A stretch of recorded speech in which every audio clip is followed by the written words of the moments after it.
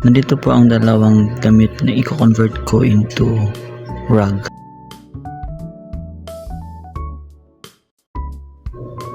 Ang una ko nga pong ginawa ay kinat ko po yung damit into 2 pieces.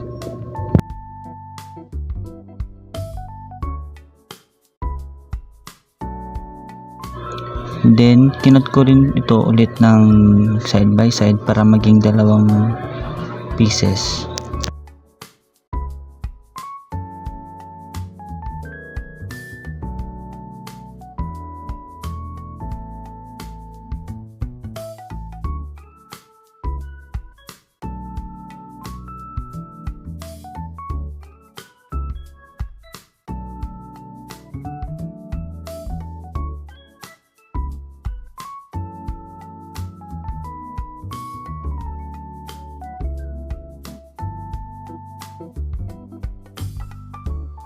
Ito na nga po sila, then ikakat ko po ito into stripes.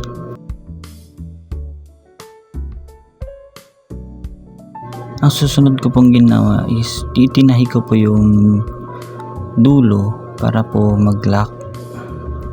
Then next po niyan i-braid ko po.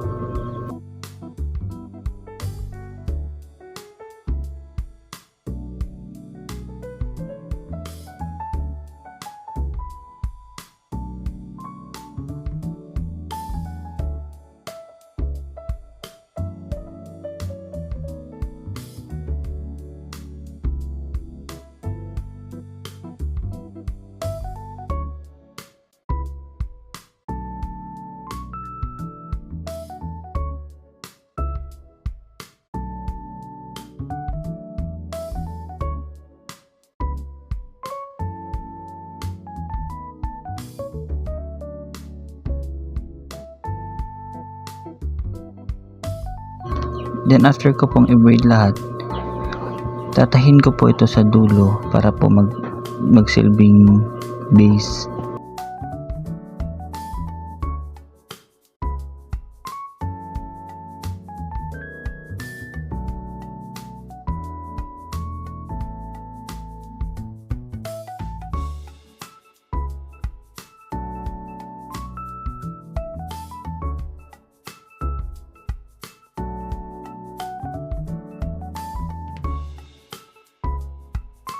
Then itatahi ko na po simultaneously para po maging rug na siya.